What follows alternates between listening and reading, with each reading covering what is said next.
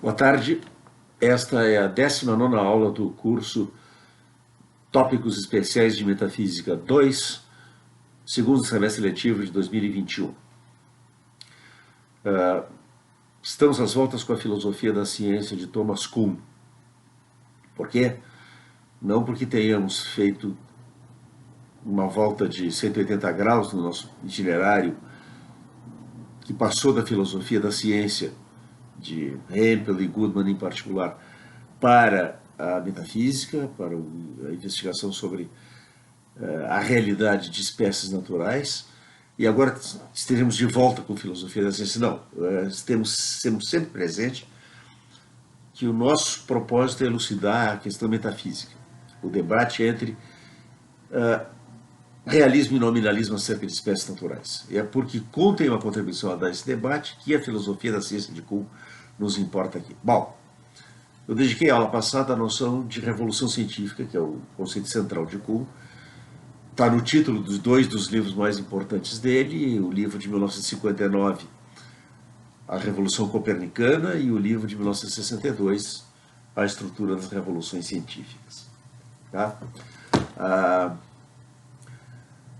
Kuhn opôs o contraste que ele articula entre ciência normal e ciência revolucionária ao modelo nomológico dedutivo da investigação científica. Nas mãos de filósofos informados pela história da ciência como Kuhn, Tolmin, Hanson, Feyerabend, Lakatos, a filosofia da ciência não é simplesmente lógica da pesquisa científica e nem pode ser desenvolvida na base de considerações a priorísticas sobre, por exemplo, confirmação e refutação. Tá? Antes, atentando para o modo como historicamente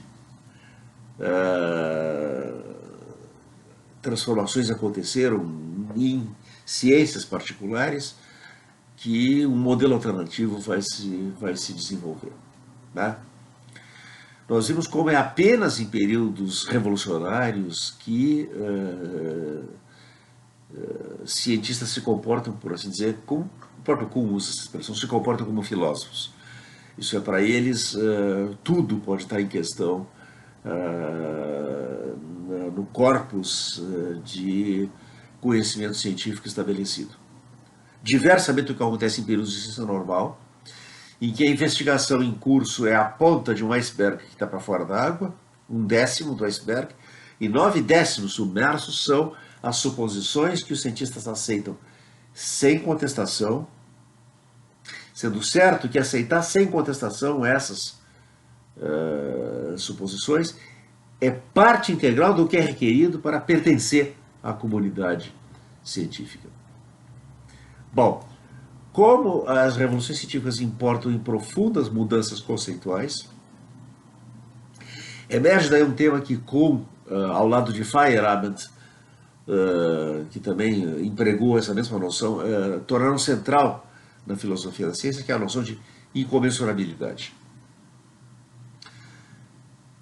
Noção central para entender por que é que a história das ciências e o progresso científico não é simplesmente um avanço cumulativo de saber menos para saber mais. A concepção linear do desenvolvimento do conhecimento científico que prevalecia anteriormente. Nós não podemos aceitar essa concepção porque uma ciência pré-revolucionária e uma ciência pós-revolucionária enunciam proposições que não são comensuráveis. O que isso quer dizer? Que não há uma base comum que permita compará-las. E nós não podemos simplesmente dizer que antes sabíamos menos e agora sabemos mais. O que é incomensurabilidade? Vamos dar um exemplo simplificado aqui. Na física aristotélica e ptolemaica, né, na física geocêntrica, você tem a proposição a Terra não é um planeta. Isso é uma verdade analítica, a priori. Por quê? Porque planetas são os corpos celestes que orbitam em torno da Terra em órbita própria, relativamente ao firmamento, ao céu das estrelas fixas. Então nós temos assim o firmamento, o conjunto das constelações que se deslocam, preservadas as suas posições recíprocas, que é o que permite justamente identificar aí constelações e batizar as constelações, Ursa Maior, Centauro, Cabeleira de Berenice e assim por diante. E nós temos exatamente sete corpos celestes, visíveis a olho nu, que se deslocam em órbita própria. São os planetas, do grego planetes, que significa os vagabundos, os andarilhos do céu. Quem são esses andarilhos do céu? Cada um dos quais segue a sua própria rota. Pois bem, o Sol, a Lua, Mercúrio, Marte, Vênus, Júpiter. Mercúrio, Vênus, Marte, Júpiter. Sol, a Lua, sim. Mercúrio, Vênus, Marte, Júpiter e Saturno. Tá aí? Esses são os 7 planetas. Ok. Temos então essa proposição: a Terra não é um planeta. A Terra, ao contrário, é o centro imóvel do universo em torno do qual giram os planetas. Muito bem, na física de Galileu, ao contrário, a Terra é um planeta. Isso não é a priori, isso é empírico. Isso é baseado em descobertas empíricas feitas com o uso do microscópio. Agora bem, vamos comparar o que cada um desses cientistas nos diz. Aristóteles nos diz que a Terra não é um planeta. Galileu nos diz que a Terra é um planeta. Galileu está contradizendo Aristóteles? Parece óbvio que está. Não, corrige com não está. Nem mesmo estão falando da mesma coisa. Porque a palavra planeta designa coisas muito diferentes no uso que fazem um e outro. Planeta, na acepção aristotélica desse termo, é um corpo celeste que orbita em órbita própria em torno do centro imóvel do universo, que é a Terra.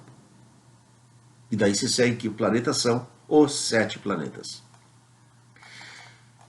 O conceito de Galileu é completamente diferente. Planeta é, grosso modo, um corpo celeste sem luz própria que orbita em torno de uma estrela. E a extensão desse conceito é muito maior que a extensão do conceito aristotélico, porque planetas agora é um conjunto potencialmente infinito, porque o universo de Galileu é infinito tanto no espaço como no tempo. É o conjunto, portanto, potencialmente infinito dos corpos celestes sem luz própria que orbitam em torno de estrelas. Né? Então, eles não estão nem falando da mesma coisa. Para o aristotélico, a Terra não é um planeta, é uma verdade a priori. Para o filósofo, o cientista galileano, pós-Galileu, a Terra não é um planeta, a Terra é um planeta, é uma verdade empírica, descoberta empiricamente, mas eles não estão falando da mesma coisa. As duas proposições são incomensuráveis. Galileu não está refutando nada do que Aristóteles tenha dito. Isto é a incomensurabilidade. Tá? A incomensurabilidade se manifesta na impossibilidade para os praticantes de uma ciência pós-revolucionária de expressarem no vocabulário da ciência pós-revolucionária todo o conteúdo da ciência pré-revolucionária. E é isso que acarreta o fato crucial de que revoluções são mudanças profundas da concepção do mundo. Tá? E é o que leva Kuhn a introduzir a tese mais provocativa da estrutura das revoluções científicas, tese à qual ele se manteve fiel pelo resto do seu itinerário filosófico, a ideia de que numa mudança de paradigma, o próprio mundo muda. Tá? A primeira ocorrência disso está... Há um capítulo inteiro intitulado Revoluções como Mudanças de Concepção do Mundo, é o capítulo 10, das estruturas das revoluções científicas, e esse capítulo abre com o seguinte parágrafo. Examinando o registro da pesquisa passada do ponto de vista da historiografia contemporânea, o historiador da ciência pode ser tentado a exclamar que quando paradigmas mudam, o próprio mundo muda com eles. Conduzidos por um novo paradigma, os cientistas adotam novos instrumentos e olham para novos lugares.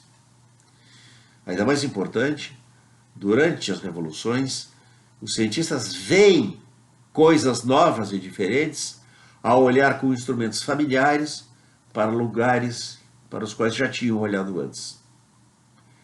É antes como se a comunidade profissional tivesse subitamente sido transportada para outro planeta, onde os objetos familiares são vistos de um ângulo diferente e são acompanhados de objetos não familiares também. Por certo, nada exatamente assim ocorre. Não há transplantação geográfica. Fora do laboratório, a vida cotidiana continua como antes. Todavia, mudanças de paradigma levam os cientistas a ver o mundo de sua pesquisa diferentemente, na medida em que o seu único recurso para acesso a esse mundo é através do que eles veem e fazem. Nós podemos dizer que depois de uma revolução, os cientistas estão respondendo a um mundo diferente. Essa é a tese mais polêmica da estrutura das revoluções científicas. Mas antes de investigar a sua plausibilidade, em particular, antes de enfrentar a questão de saber se aqui Kuhn está defendendo uma forma particularmente perversa de idealismo ou de antirrealismo, vale a pena olhar com atenção as ocorrências dessa tese, como ela aparece no texto do livro. A segunda ocorrência, ainda no mesmo capítulo, revoluções como mudanças na concepção de mundo, Kuhn escreve a mudança de visão, que permitiu aos astrônomos ver Urano, planeta, não parece, todavia, ter afetado apenas a percepção de um objeto previamente percebido. Suas consequências foram de muito mais alcance. Provavelmente, embora a evidência seja equívoca, a pequena mudança de paradigma forçada por Herschel ajudou a preparar os astrônomos para a rápida descoberta, depois de 1801, de numerosos planetas menores ou asteroides. Por causa do seu pequeno tamanho, eles não exibiram a magnificação anômala que alertara Herschel. Todavia, os astrônomos preparados para encontrar planetas adicionais foram capazes, com os instrumentos padrão, de identificar 20 deles. Nisso nos primeiros 50 anos do século XIX. A história da astronomia fornece muitos outros exemplos de mudanças na percepção científica induzidas pelo paradigma, algumas das quais ainda menos equívocas. Pode ser um acidente, por exemplo, que astrônomos ocidentais primeiro viram mudanças nos céus previamente imutáveis durante o meio século depois que o paradigma copernicano foi proposto pela primeira vez?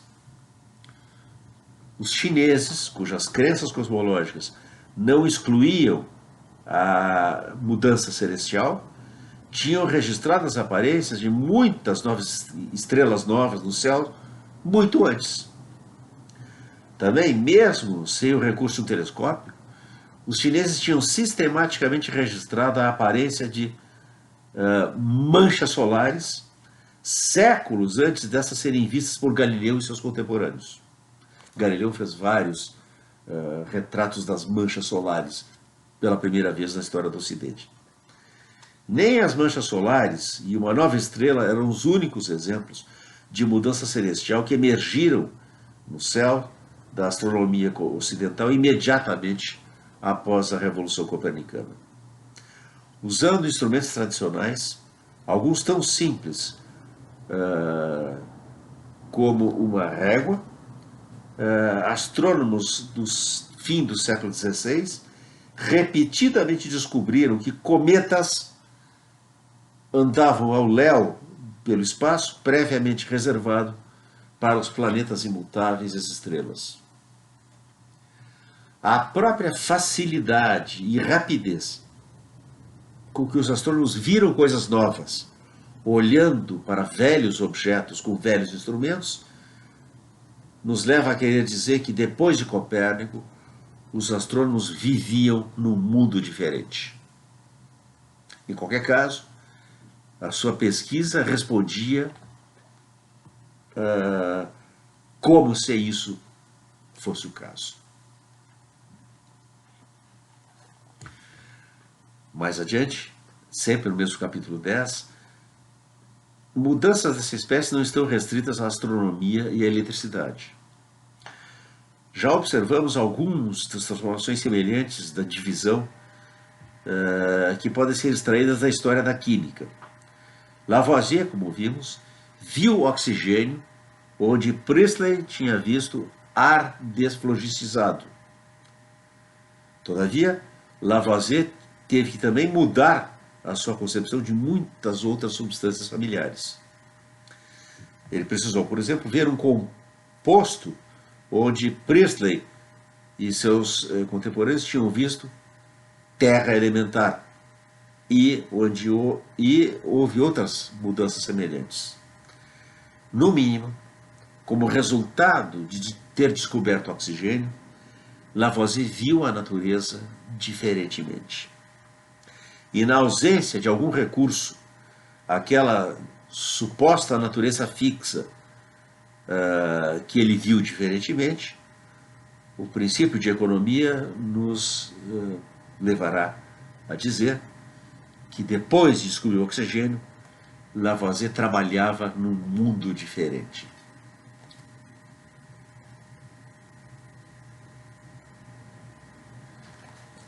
Bem no fim desse capítulo, o que os químicos tomaram de Dalton não eram novas leis experimentais, mas uma nova maneira de praticar a química. Ele próprio chamava isso um novo sistema de filosofia química. E isso se mostrou tão rapidamente frutífero que apenas alguns dos velhos elementos,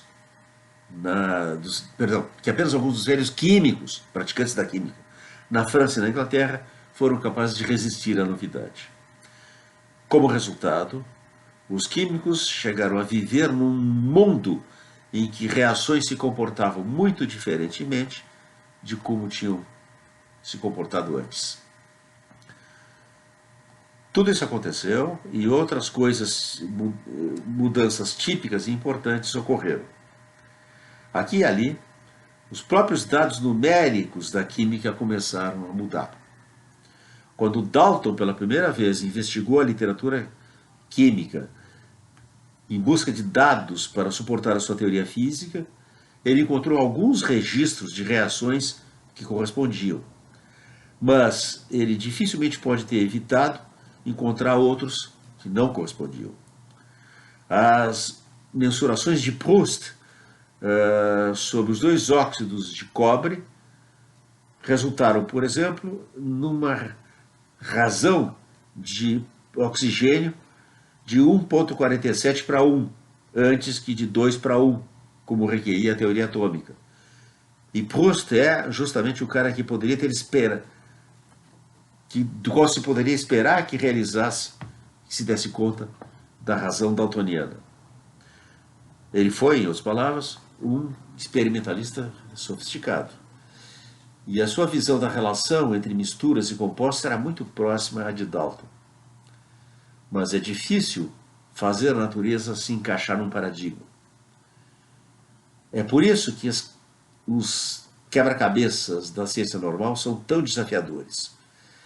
E é também por isso que as medidas tomadas sem um paradigma raramente levam a quaisquer conclusões.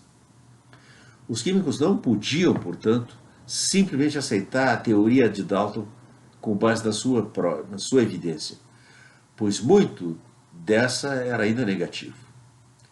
Em troca, mesmo depois de aceitar a teoria, eles tiveram ainda que acomodar a natureza. Um processo que finalmente requereu toda uma geração. Quando isso se completou, mesmo as composições percentuais de compostos bem conhecidos eram diferentes. Os próprios dados tinham mudado. Esse é o último dos sentidos em que podemos querer dizer que depois de uma revolução, os cientistas vivem num mundo diferente. No capítulo 12, a resolução de revoluções, como escreve, esses exemplos assinalam o terceiro e mais fundamental dos aspectos da incomensurabilidade de paradigmas concorrentes. Num sentido que eu não estou preparado para explicar de maneira mais detalhada, os proponentes de paradigmas conflitantes praticam seus ofícios em mundos diferentes. Um contém corpos pressionados que caem lentamente. O outro contém, corpos retidos que caem lentamente. O outro contém pêndulos que repetem seu movimento. Num, soluções são compostos, no outro são misturas. Um está contido numa matriz plana e outro numa matriz curva do espaço. A prática em diferentes mundos, praticando em diferentes mundos, os dois grupos de cientistas veem coisas diferentes quando olham da mesma perspectiva, na mesma direção. Mais uma vez, não significa que eles podem ver qualquer coisa que bem entendam. Ambos estão olhando para o mundo e o que eles veem não mudou. Mas, em algumas áreas, eles veem coisas diferentes. E eles as veem em relações diferentes umas com as outras. É por isso que uma lei que não pode ser demonstrada para um grupo de cientistas pode parecer intuitivamente óbvia para outro grupo. Do mesmo modo, é por isso que antes que eles possam ser capazes de se comunicar plenamente, um grupo ou outro tem que experimentar a conversão que chamamos uma mudança de paradigma. Justamente porque é uma transição entre incomensuráveis, a transição entre paradigmas concorrentes não pode ser gradual, forçada pela lógica e por uma experiência neutra. Tal como uma mudança de Gestalt, aquelas figuras ambíguas em que você vê uma taça branca sobre fundo preto, ou duas faces pretas sobre fundo branco se encarando de perfil, né? Como numa transição entre incomensuráveis, a transição entre paradigmas concorrentes não pode ser passo a passo, forçada pela lógica e por uma experiência neutra. Como uma mudança de Gestalt, ela deve ocorrer de uma só vez, embora não necessariamente num instante ou simplesmente não ocorrer. No pós-fácil, a estrutura das revoluções científicas, o pós-escrito, que é datado de 1969, 7 anos depois da primeira edição do livro, retorna esse tema da mudança de mundo, que tinha sido assinalado por vários dos seus críticos e de um modo geral, usualmente interpretado como expressão de uma posição antirrealista ou idealista acerca da ciência. E como diz, o que eu vou dizer agora me parece óbvio, mas o recurso constante no meu texto original a expressões como o mundo muda, sugere que nem sempre foi assim. Se duas pessoas estão no mesmo lugar e olham na mesma direção, devemos, sob pena de solipsismo, concluir que recebem estímulos estreitamente semelhantes. Se ambos pudessem ter seus olhos no mesmo lugar, os estímulos seriam idênticos. Mas as pessoas não veem estímulos. O nosso conhecimento deles é altamente teórico e abstrato. Antes, elas têm sensações e nós não temos nenhuma compulsão a supor que as sensações dos nossos dois observadores são as mesmas. Os céticos devem lembrar que apenas o daltonismo não tinha sido noticiado até que John Dalton fizesse a sua primeira descrição em 1794. Ao contrário, muito do processamento neurológico tem lugar entre a recepção de um estímulo e a consciência de uma sensação. Entre as poucas coisas que sabemos sobre isso com certeza estão que os mesmos estímulos diferentes podem produzir as mesmas sensações.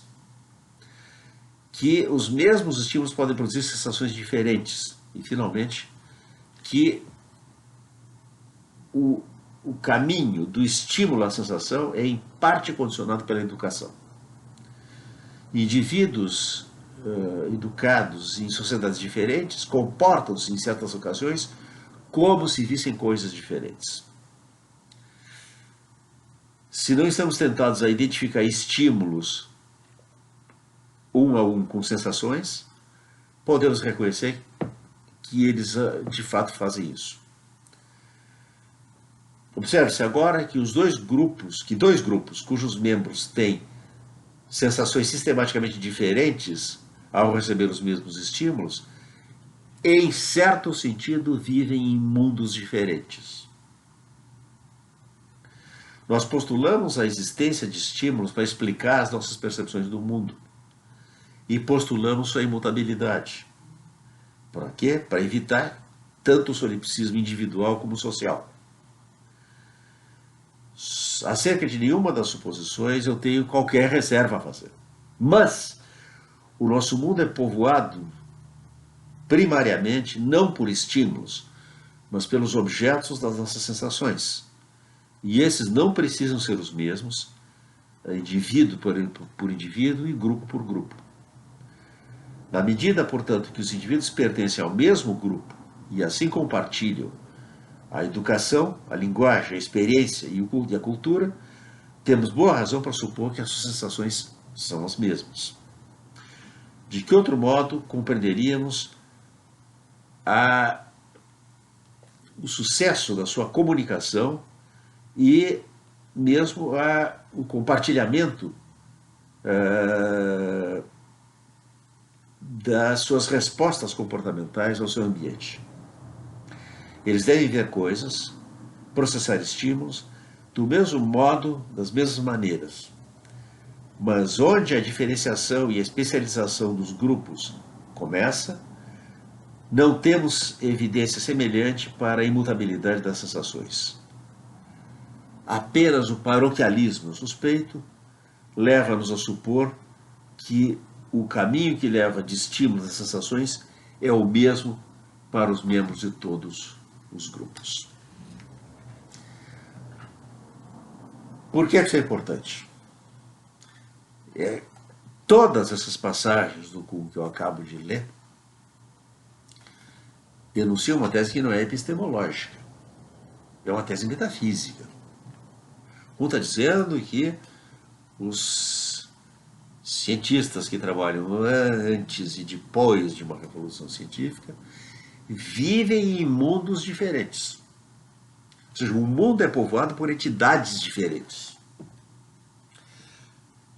Não havia planetas galileanos no mundo de Aristóteles. E não há planetas aristotélicos no mundo de Galileu. a extensão do conjunto dos planetas de Aristóteles e a extensão do conjunto dos planetas de Galileu tem uma pequena intersecção. Tem 5 objetos aí dentro apenas: Mercúrio, Marte, Vênus, Júpiter e Saturno. Para Galileu caiu fora o Sol e a Terra, e em compensação entram agora todos os corpos celestes sem luz própria que orbitam em torno de estrelas. Tá? Daí a incomensurabilidade, como nós vimos ao imaginar o diálogo, o aristotélico dizendo a Terra é um planeta e o galileano, o copernicano, dizendo a Terra é um planeta. Em A Estrutura das Revoluções Científicas, no capítulo intitulado A Invisibilidade das Revoluções, Kuhn conecta pela primeira vez, é um tema ao qual ele vai voltar depois, nós vamos ver, é um tema que vai ser central no próximo livro monográfico de Kuhn, no próximo estudo de uma revolução científica que ele fez. Antes da Estrutura das Revoluções Científicas, Kuhn escreveu um livro sobre a Revolução Copernicana. Depois, ele vai escrever um sobre o surgimento da mecânica quântica, Black Body Theory and the Quantum Discontinuity. E aí vai se tornar central o tema que é introduzido apenas com uma primeira sugestão na Estrutura das Revoluções Científicas, das distorções de memória.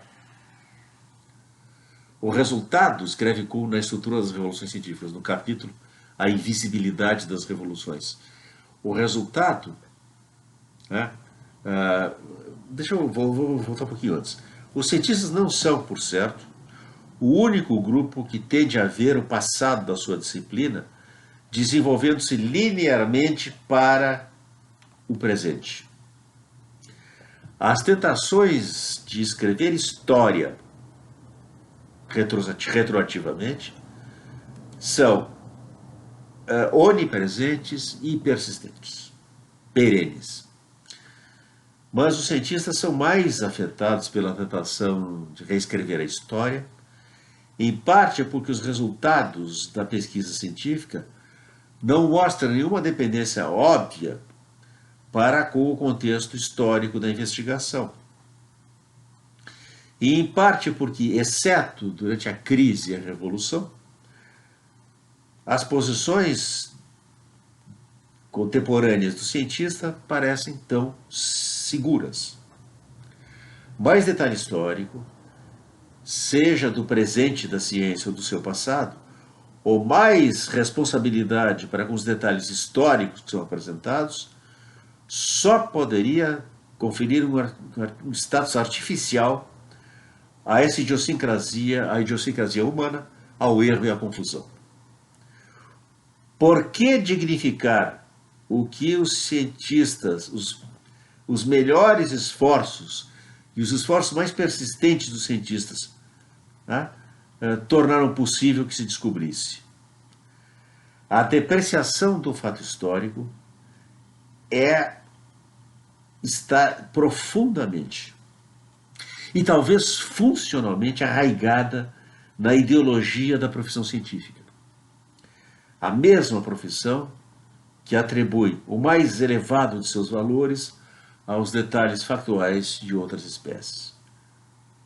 Whitehead capturou a natureza ahistórica da comunidade científica quando escreveu: uma ciência que hesita em esquecer seus fundadores está perdida.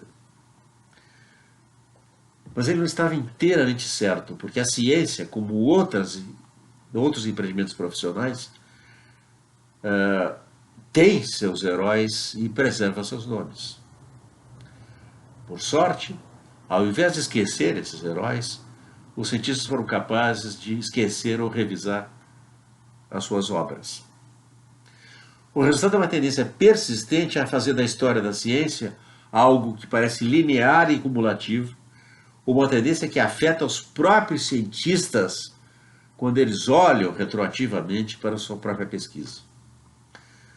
Por exemplo, todas as explicações incompatíveis que Dalton deu do desenvolvimento do seu atomismo químico sugerem que ele estava interessado, desde o começo, naqueles mesmos problemas químicos de combinar proporções que mais tarde ele se tornou célebre por ter resolvido. De fato, esses problemas parecem ter ocorrido com a sua solução e não antes de que seu trabalho criativo tivesse se completado. O que todas as explicações de Dalton omitem são os efeitos revolucionários de aplicar à química um conjunto de questões e conceitos previamente restringido à física e à meteorologia. É por isso que Dalton, isso foi o que Dalton fez, e o resultado foi uma reorientação do campo, uma reorientação que ensinou os químicos a fazer novas perguntas e suscitar novas conclusões a partir dos velhos dados. Então, a ideia é que o passado da ciência é concebido e entendido da perspectiva do presente. É com uma distorção de memória. É análogo, nós vamos ter ocasião de examinar com mais vagar, ao fenômeno que Ian Hacking estuda no desenvolvimento psicológico de indivíduos. O fato de que o indivíduo pode redescrever o seu passado e, da perspectiva do presente, conceber-se a si próprio pela primeira vez como alguém que foi na infância vítima de abuso sexual. Tá? Nós vamos ver que como vai... em Black Body Theory, eu estou antecipando, mas para vocês terem uma ideia do que vem aí, o Kuhn estudou uma revolução científica para esse estudo, ele teve a oportunidade de entrevistar todos os protagonistas dessa revolução que ainda estavam vivos. Tá? E Kuhn constatou com surpresa que esses cientistas revolucionários, que tinham protagonizado o surgimento da mecânica quântica, não conseguiam compreender o seu próprio trabalho anterior à virada quântica, senão utilizando a perspectiva da mecânica quântica. De tal forma que o cara pega uma coisa que ele fez antes da revolução quântica e diz um absurdo. E o historiador da ciência, como entrevistando esse cientista, diz: não, professor. O professor Bohr, por exemplo, Niels Bohr, não, isso aqui era a coisa mais racional e a coisa mais razoável a sustentar, utilizando as categorias da física precedente. E o cientista dizendo: não, é um absurdo, está tudo errado, eu lamento ter publicado esse artigo. Tá? É neste trabalho de reescrever o passado que se plasma e consolida a imagem da história da ciência como um progresso cumulativo. Tá? Se o nosso assunto fosse revoluções científicas, a gente aqui seria o momento de examinar as técnicas de persuasão pelas quais, no curso de uma revolução científica, são recrutados os aderentes ao novo paradigma. Tá?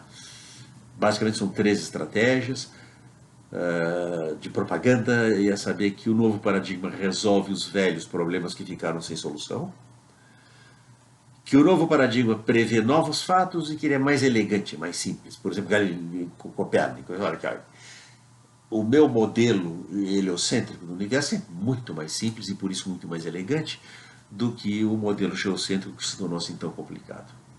Tá? O que se torna difícil de articular é a ideia de progresso através de revoluções. Aqui está uma das contribuições mais importantes de Kuhn para a história da ciência. É a crítica da concepção teleológica de evolução. A ideia de que a evolução é um processo rumo a um certo estágio ao qual se deve chegar. A isso, Kuhn opõe a concepção darwiniana, derivada da obra de Charles Darwin, em biologia, de evolução. Não é evolução rumo a alguma coisa, mas revolução a partir de. A concepção de evolução de Darwin não tem nenhum termo final. A seleção natural, que responde pela origem das espécies e pela história da evolução, não tem um termo final, não é orientada para nenhum telos. A evolução tal como Darwin a concebe não é evolução rumo a, mas é evolução a partir de. O que explica o completo mal-entendido e o completo fracasso do padre Teilhard de Chardin. Teilhard de Chardin foi um padre jesuíta, estudioso de biologia, que fez um esforço heróico para conciliar a biologia darwinista, a teoria da evolução, com os dogmas da fé católica. E o estalo de Teilhard de Chardin foi o seguinte, foi pensar, bom, a evolução é um processo que vem culminar no homem. Nós podemos aceitar a ideia de evolução e conciliar com a concepção cristã de que o homem é a única criatura criada à imagem e semelhança de Deus. Se nós concebermos a história precedente, passando pelos primatas que nos antecederam, como a história da evolução para culminar no homem. Bom, isso é muito engenhoso, mas isso é uma falsificação completa da biologia darwinista. De resto, foi um fracasso porque Teilhard não convenceu o Vaticano e as obras dele foram postas no Index Librorum Prohibitorum.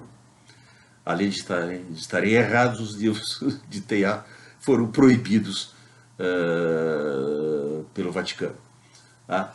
Bom, o que Kuhn faz é adotar, para explicar a ideia de progresso através de revoluções, o paradigma darwiniano do progresso. Isso é o progresso não rumo a, mas a partir de. Né? Nós temos que olhar de onde é que nós viemos e não para onde nós vamos. Não tem nenhum telos, nenhum fim pré-determinado que seja o fim para o qual nos estamos orientando. Mas tem um passado a partir do qual nós viemos. E é este passado que nós tentamos entender da perspectiva do presente que fornece a base a partir da qual nós entendemos o progresso como um progresso a partir de. Há um sentido, portanto, em que na história das revoluções científicas o passado é reescrito. E aqui, Kuhn escreve no capítulo sobre o progresso através de revoluções, ele escreve o seguinte: em seu estado normal, uma comunidade científica é um instrumento enormemente eficiente para resolver os problemas ou quebra-cabeças que seu paradigma define. Mais do que isso, o resultado de resolver esses problemas deve inevitavelmente ser progresso. Não há nenhum problema aqui. Reconhecer isso, todavia, só salienta a segunda parte maior do problema do progresso na ciência. Vamos olhar para ela e perguntar sobre o progresso através da ciência extraordinária, da ciência revolucionária. Por que o progresso deveria ser aparentemente universal e concomitantemente às revoluções científicas? Mais uma vez, há muito a aprender se perguntarmos o que mais podia ser o resultado de uma revolução científica. Revoluções se concluem com uma vitória total de um dos dois campos opostos. Esse grupo dirá alguma vez que o resultado de sua vitória foi algo menos que progresso? Isso seria como admitir que eles estavam errados e seus oponentes estavam certos. Para eles, pelo menos, o desfecho da revolução tem que ser progresso. E eles estão numa excelente posição para certificar que os membros futuros da sua comunidade vão ver o passado da mesma maneira. Nós descrevemos antes as técnicas pelas quais isso é realizado. E recorremos a um aspecto estreitamente relacionado da vida científica profissional. Quando repudia um paradigma passado, uma comunidade científica simultaneamente renuncia como um assunto adequado, um tópico adequado para o escrutínio profissional a muitos dos livros e artigos em que aquele paradigma estava incorporado. A educação científica não recorre a nenhum equivalente do Museu de Arte ou da Biblioteca dos Clássicos. E o resultado é uma distorção, algumas vezes drástica, na percepção que o cientista tem do passado da sua disciplina. Muito mais que os praticantes de outros campos criativos, ele chega a ver esse passado como conduzindo em linha reta para o presente da disciplina. Em suma, ele vê esse processo como progresso. Nenhuma alternativa está disponível para ele enquanto ele permanecer no campo. Inevitavelmente, essas observações sugerirão que o membro de uma comunidade científica madura é, como o personagem típico do 1984 de Orwell, uma vítima de uma história reescrita pelos poderes estabelecidos. No romance 1984 de George Orwell, há essa ideia central de que quem controla o passado controla o presente também. Então, uma tarefa do poder estabelecido é reescrever a história do passado. Se no presente a Eurásia está em guerra com a Oceania, então, lá no passado, a Europa sempre esteve em guerra com a Oceania. O protagonista, o herói do livro de Orwell, Winston, descobre nos arquivos uma fotografia que atesta que o passado não foi como a versão oficial descreve. Por isso ele é capturado, preso e torturado.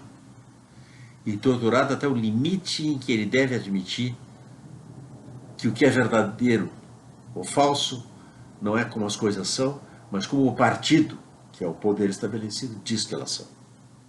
O seu torturador, O'Brien, diz a Winston: você tem uma visão demasiado ingênua. A sua metafísica é deficiente, Winston. Você pensa que se algo aconteceu, é simplesmente uma questão de como as coisas foram ou deixaram de ser. Não é assim. Se algo aconteceu ou não aconteceu, depende de se o partido diz que aconteceu ou não aconteceu. E ele faz assim e pergunta quantos dedos tem aqui, e o Winston deve responder 5 e não 4. Tá? Como escreve, inevitavelmente essas observações, essas dele, sugerirão que o membro de uma comunidade científica madura é, como personagem típico do 1984 de Orwell, uma vítima de uma história reescrita pelos poderes estabelecidos. Mas essa sugestão não é de todo imprópria. Há perdas, assim como ganhos, numa revolução científica. E os cientistas tendem a ser particularmente cegos para os primeiros, isso é, para as perdas. Por outro lado, nenhuma explicação do progresso através de revolução pode deter-se aqui. Fazer isso seria simplesmente implicar que, nas ciências, o poder estabelece os fatos. Formulação que não estaria inteiramente errada se não suprimisse a natureza do processo e a autoridade pela qual a escolha entre paradigmas é feita. Se a mera autoridade, e particularmente a autoridade não profissional, fosse árbitro dos debates de paradigma, o desfecho desses debates ainda poderia ser revolução, mas não seria revolução científica. A própria existência da ciência depende de tolerar que o poder escolha entre paradigmas nos membros de uma espécie particular de comunidade. Quão especial essa comunidade deve ser, se a ciência deve sobreviver e crescer, pode ser indicado pela evanescência do domínio que a humanidade tem do empreendimento científico.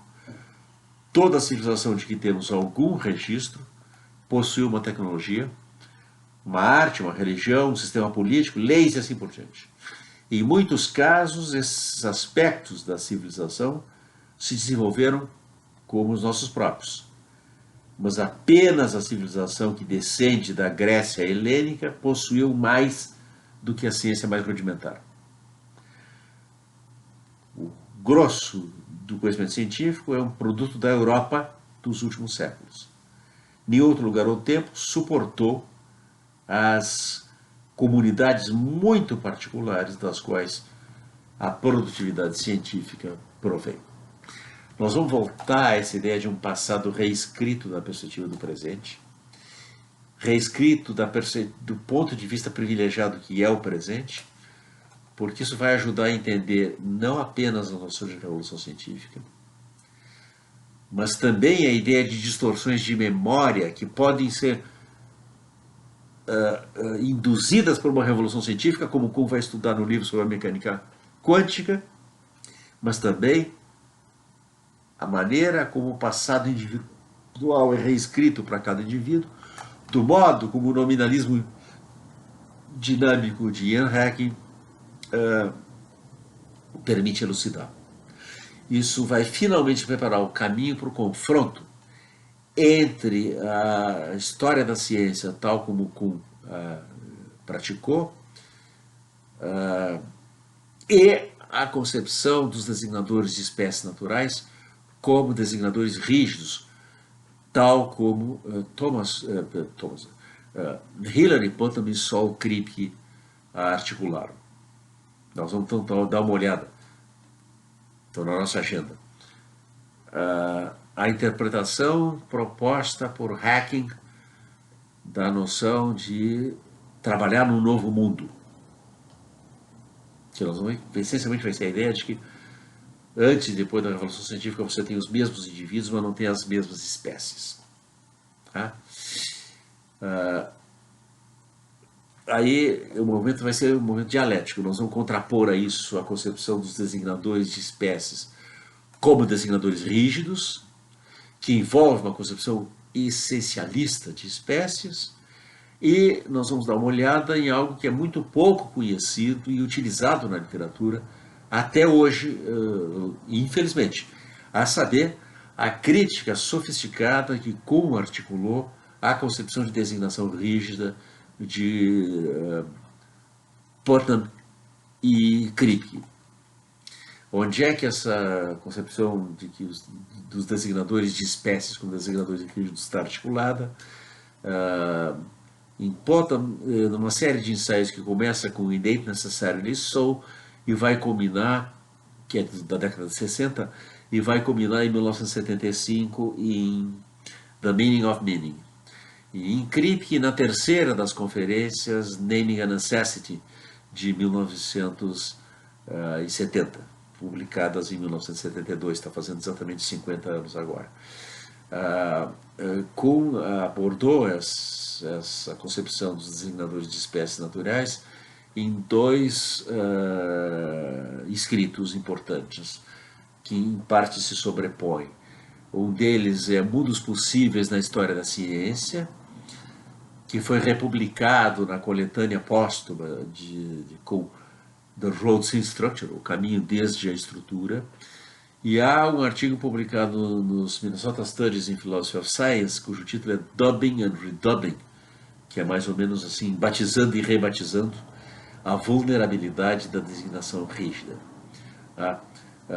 E é isso que vai nos preparar um caminho para extrairmos da concepção de revolução científica, e em particular de incomensurabilidade de paradigmas, como articulada pela primeira vez na estrutura das revoluções científicas, uma concepção acerca da realidade de espécies naturais. E é isso que nós temos na pauta para as próximas aulas.